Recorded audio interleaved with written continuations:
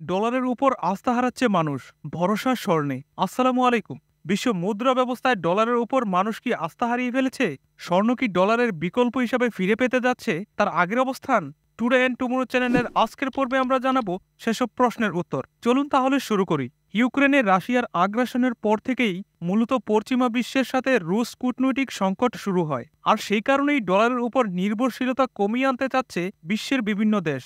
এক্ষেত্রে ডলারের বিকল্প হিসাবে স্বর্ণ আবারও তার আগের জায়গায় ফিরে যেতে পারে বলে ধারণা করছে গোল্ড কাউন্সিল ও ভিজুয়াল ক্যাপিটালিস্টের মতো বিভিন্ন সংস্থা। অনেক আগে থেকেই মার্কিন ডলারের একাধিপত্য ভাণ্ডার চেষ্টা করে আসছিল বেশ কয়েকটি দেশ।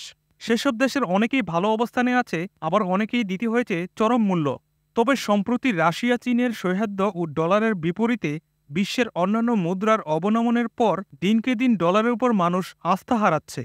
সম্প্রতি ব্রিক্স ভিত্তিক নিউ ডেভেলপমেন্ট ব্যাংকের এক প্রতিবেদনে বলা হয়েছে, ডলারের বিপরীতে একক কোনো মুদ্রা চালু করা সহজ না হলেও দ্বিপাক্ষিক চুক্তি ও জোটভিত্তিক সিদ্ধান্তের মাধ্যমে ডলারের দৌরাত্ম্য কমিয়ে আনা সম্ভব।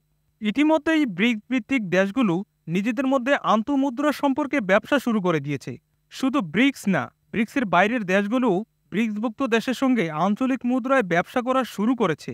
বিশেষ করে আঞ্চলিক মুদ্রা হিসেবে ইউয়ান, রুপি, রুবল এবং রিয়ালের জনপ্রিয়তা আগে থেকেই অনেক বেশি বেড়েছে।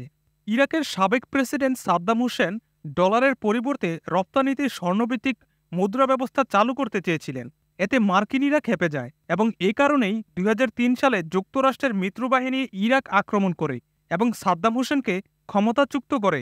একই চেষ্টা করেছিলেন লিবিয়ার প্রেসিডেন্ট মুয়াম্মার গাদ্দাফি। তার ভাগ্যেও ঘটেছিল একই রকম ঘটনা। ডলারে আস্থা হারানোর আরেকটি কারণ হল ডলারকে শুধু অর্থনীতির মধ্যে সীমাবদ্ধ না রেখে রাজনৈতিক হাতিয়ারে পরিণত করা। তাই ডলারের বিকল্প খুঁজছে পশ্চিমা বিশ্বের বাইরের দেশগুলো। সম্প্রতি রাজনৈতিক বিশ্লেষকরা বলেছেন যে বিশ্বায়নের বাদ দিনকে দিন ভেঙে যাচ্ছে।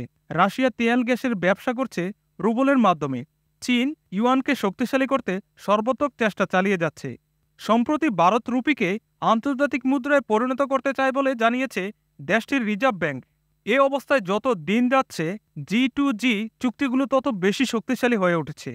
দেশগুলো ডলার বাদ দিয়ে নিজেদের মুদ্রায় ব্যবসা করতে আগ্রহী হয়ে উঠছে।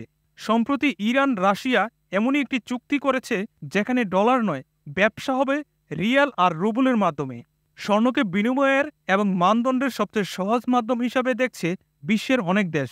বিশ্ব গোল্ড কাউন্সিলের সর্বশেষ হিসাব থেকে দেখা যায় ২০২৩ সালে যে হারে চীন এবং রাশিয়া স্বর্ণের মজুদ বাড়িয়েছে, তা থেকে স্পষ্ট বোঝা যায় যে দেশ দুটি আর কোনোভাবেই ডলারের উপর ভরসা রাখতে পারছে না। মজুদ বাড়িয়ে রাশিয়ার রিজার্ভে বর্তমানে ২৩৩৩ টন স্বর্ণ আছে, আর চীনের মজুদে স্বর্ণ আছে ২১৯২ টন।